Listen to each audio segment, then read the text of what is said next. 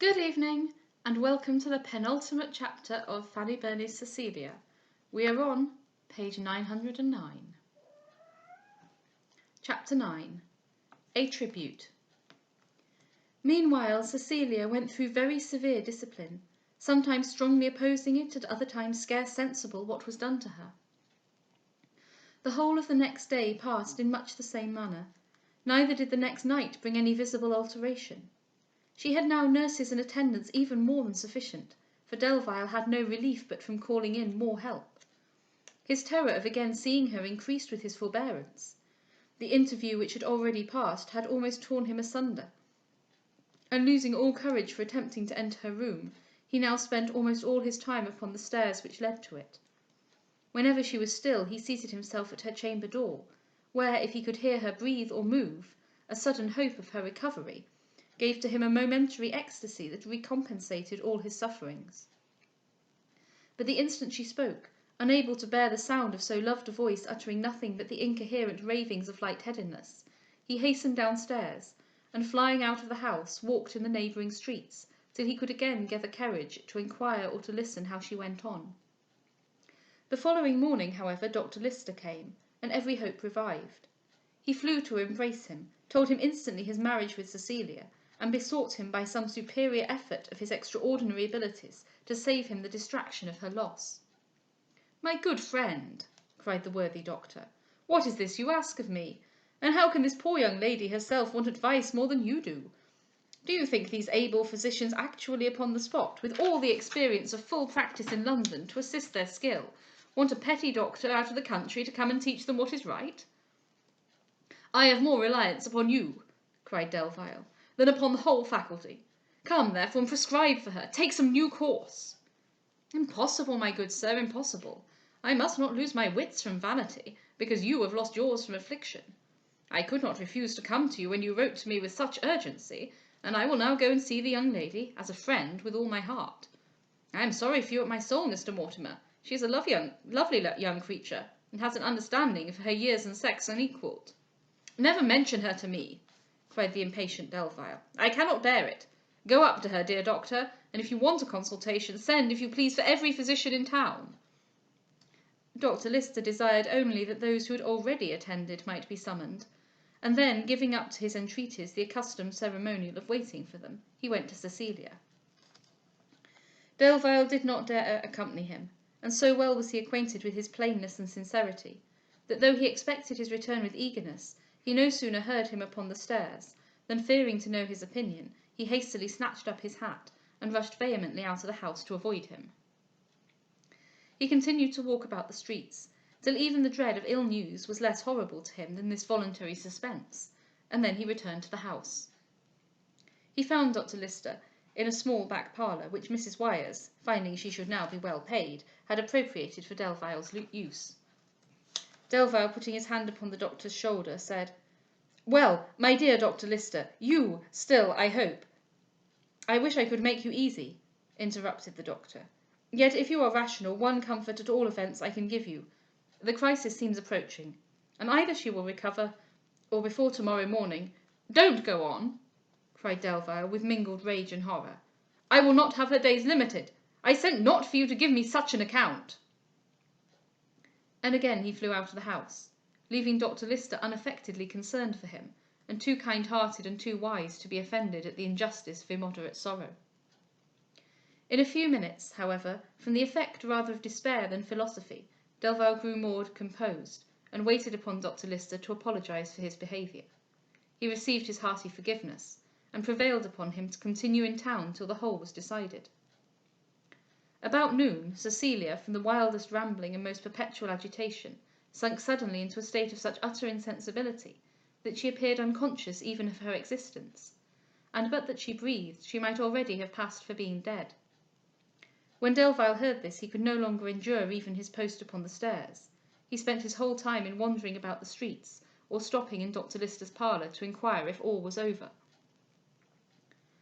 That humane physician, not more alarmed at the danger of Cecilia than grieved at the situation of Delvile, thought the present fearful crisis at least offered an opportunity of reconciling him with his father. He waited, therefore, upon that gentleman in St. James's Square, had openly informed him of the dangerous state of Cecilia and the misery of his son. Mr Delvile, though he would gladly to have annulled an alliance he held disgraceful to his family, have received intelligence that Cecilia was no more, was yet extremely disconcerted to hear of sufferings to which his own refusal of an asylum he was conscious had largely contributed, and after a haughty struggle between tenderness and wrath, he begged the advice of Dr Lyster how his son might be drawn from such a scene. Dr Lyster, who well knew Delvile was too desperate to be tractable, proposed surprising him into an interview by their returning together. Mr Delvile, however apprehensive and relenting, conceded most unwillingly to a measure he held beneath him, and when he came to the shop could scarce be persuaded to enter it. Mortimer at that time was taking a solitary ramble, and Dr Lyster, to complete the work he had begun of subduing the hard pride of his father, contrived, under pretence of waiting for him, to conduct him to the room of the invalid. Mr Delvile, who knew not whither he was going, at first sight of the bed and the attendants was hastily retreating, but the changed and livid face of Cecilia caught his eye, and struck with sudden consternation, he involuntarily stopped. "Look at the poor young lady," cried Dr Lyster. "Can you wonder if such a sight as this should make Mr Mortimer forget everything else?" She was wholly insensible, but perfectly quiet. She seemed to distinguish nothing, and neither spoke nor moved. Mr Delvile regarded her with the utmost horror. The refuge he so implacably refused her on the night when her intellects were disordered, he would now gladly have offered at the expense of almost similar sufferings, to have relieved himself from those rising pangs which called him author of this scene of woe.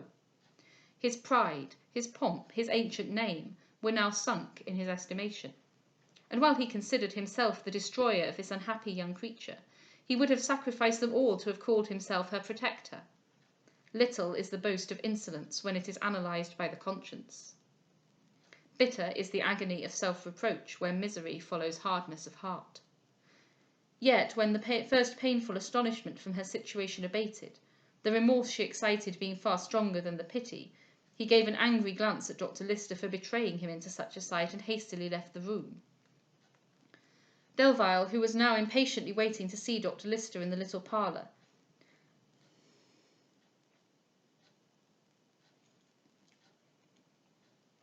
alarmed at the sound of a new step upon the stairs, came out to inquire who had been admitted. When he saw his father, he shrunk back, but Mr Delvile, no longer supported by pride and unable to recover from the shock he had just received, caught him in his arms and said, "Oh, come home to me, my son.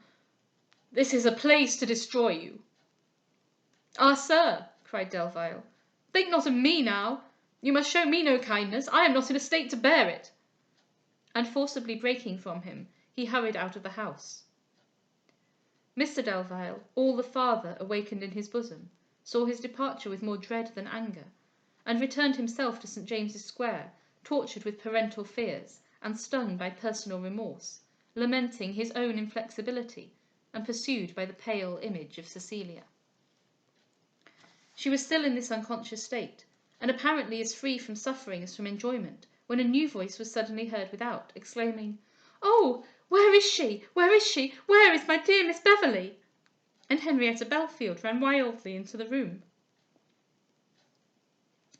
The advertisement in the newspapers had at once brought her to town, and directed her to the house. The mention that the lost lady talked much of a person by the name of Delvile struck her instantly to mean Cecilia. The description corresponded with this idea, and the account of the dress confirmed it. Mr Arnott, equally terrified with herself, had therefore lent her his chaise to learn the truth of this conjecture, and she had travelled all night. Flying up to the bedside, "Who is this?" she cried. "This is not Miss Beverley." And then screaming with unrestrained horror, "Oh, mercy, mercy!" she called out. "Yes, it is indeed, and nobody would know her. Her own mother would not think her a child." "You must come away, Miss Belfield," said Mary. "You must indeed. The doctors all say my lady must not be disturbed." "Who shall take me away?" cried she angrily. "Nobody, Mary, not all the doctors in the world. Oh, sweet Miss Beverley, I will lie down by your side. I will never quit you while you live, and I wish I could die to save your precious life." Then leaning over her and wringing her hands, "Oh, I shall break my heart," she cried, "to see her in this condition. Is this the so happy Miss Beverley that I thought everybody born to give joy to? The Miss Beverley that seemed queen of the whole world, yet so good and so gentle, so kind to the meanest person, excusing everybody's faults but her own, and telling them how they might amend, and trying to make them as good as herself. Oh, who would know her? Who would know her? What have they done to you, my beloved Miss Beverley? How have they altered and disfigured you in this wicked and barbarous manner?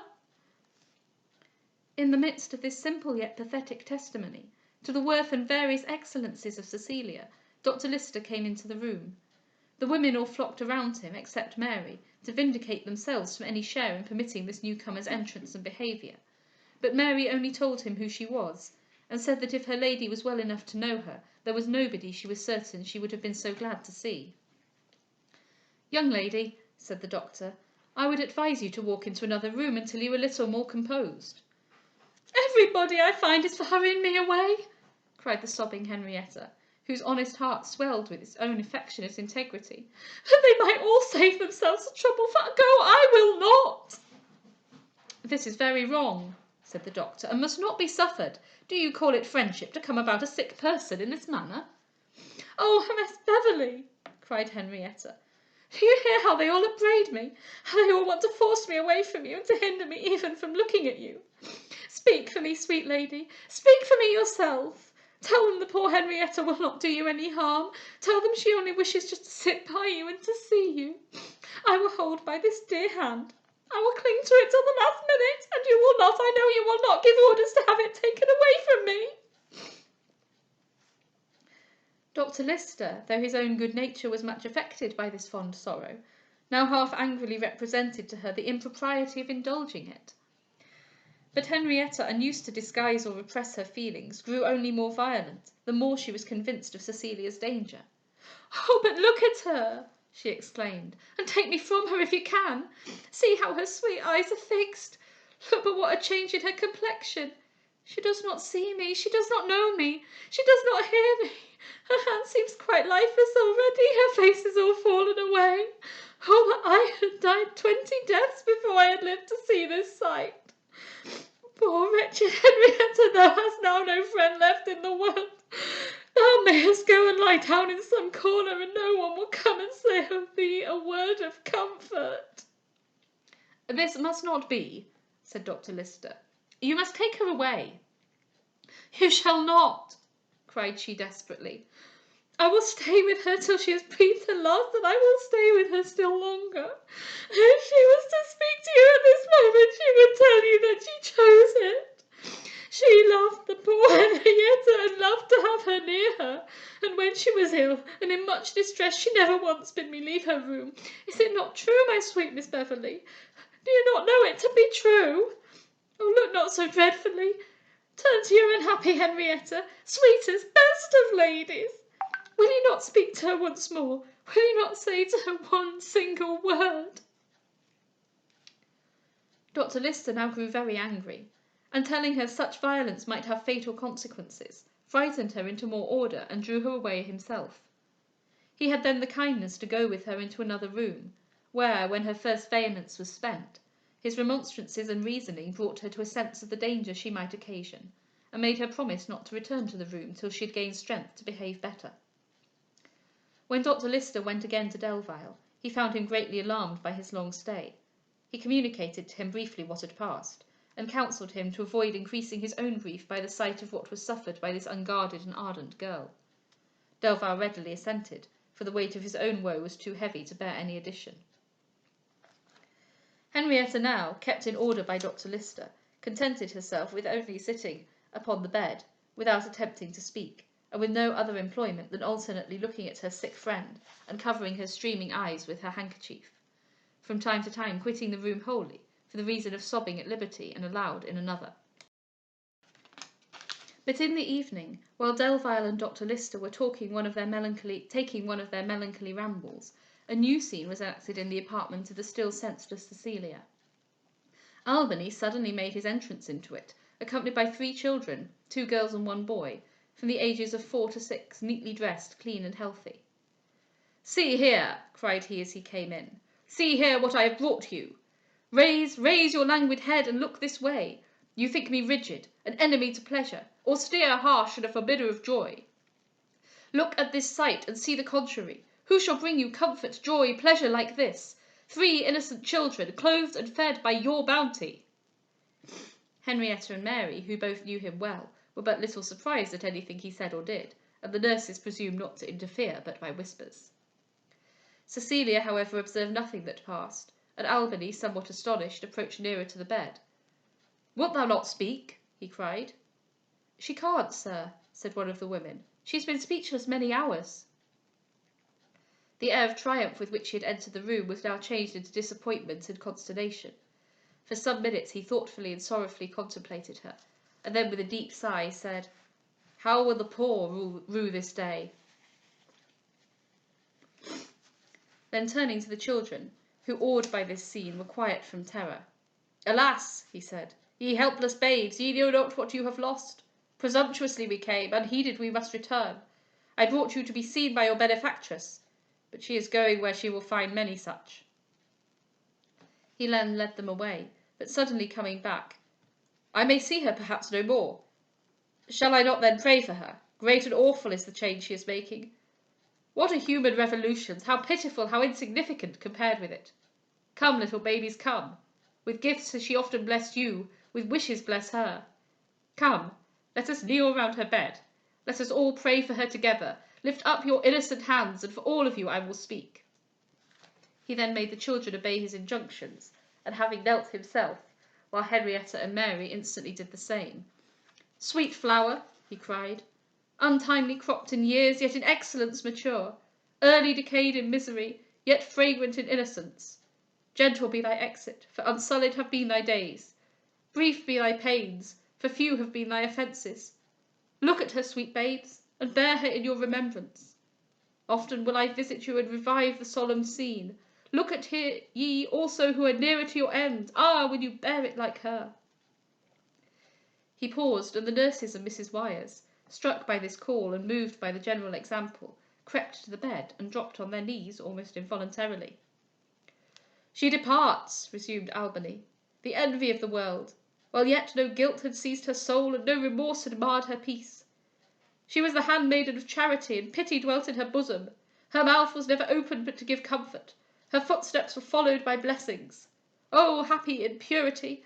Be thine the song of triumph. Softly shalt thou sink to a temporary sleep. Sublimely shalt thou rise to life that wakes for ever."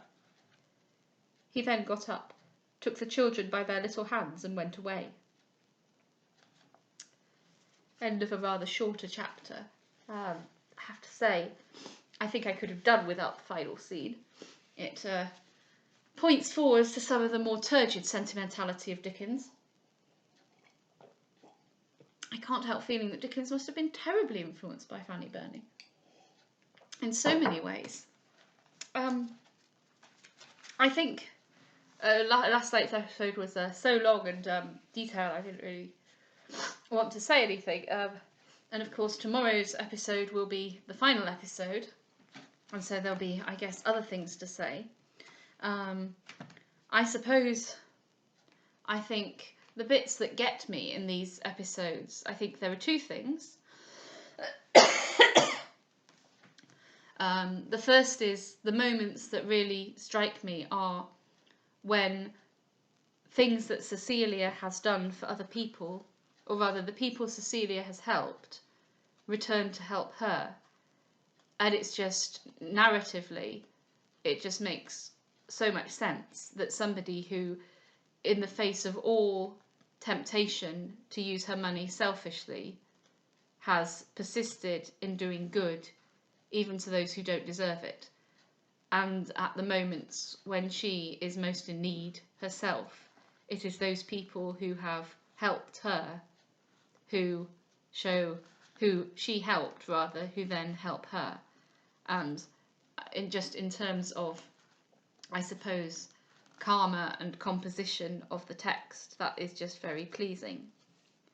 But the other thing is the way you've just got such a perfect and inevitable example of Aristotle's tragic reversal of fortune, the peripeteia, wherein somebody who starts off with good fortune must therefore experience a reversal of fortune to bad.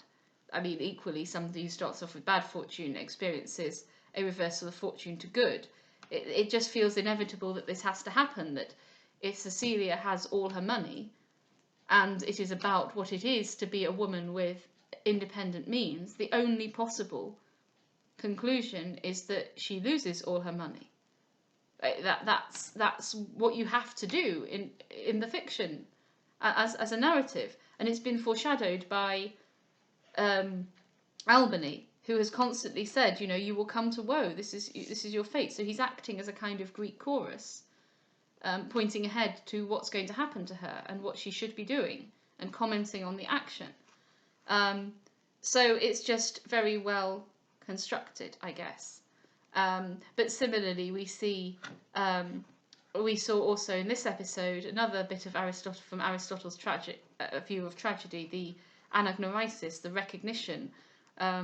This for Mr. Delvile Senior, who has this moment of realization of his own responsibility and what he has done, and so it's just inevitable that these things should happen to these characters, that pride comes before fall, that one feels remorse, that you act in ways that you don't know what's going to happen, and therefore you then reap your rewards. And in similar ways, young Delvile is doing the same, because really he's to blame for Cecilia's current situation, though Cecilia must take responsibility for her decision not to keep him informed about the true state of her affairs.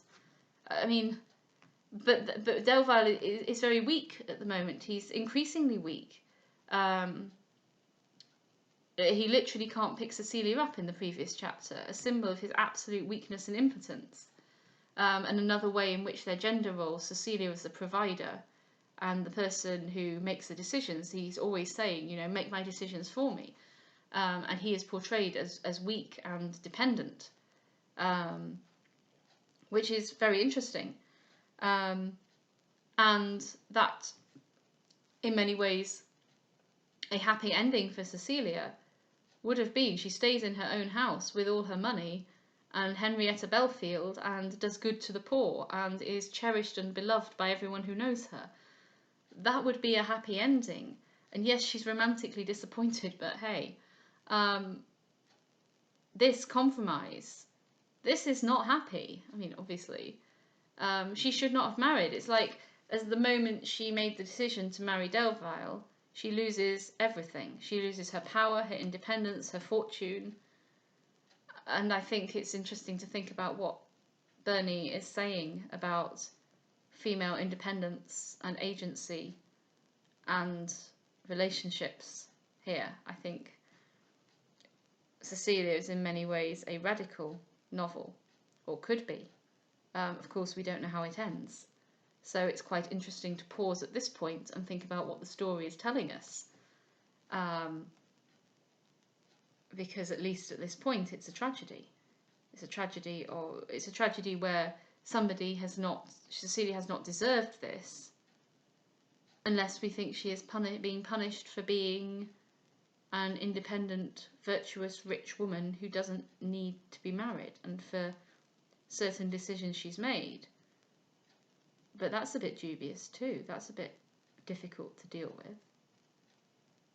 But it is, and the problem with this being a tragedy, again coming back to Aristotle, who points out that, if a bad person suddenly has good fortune, we feel annoyed. That's not a tragedy, because they don't deserve it. And if a good person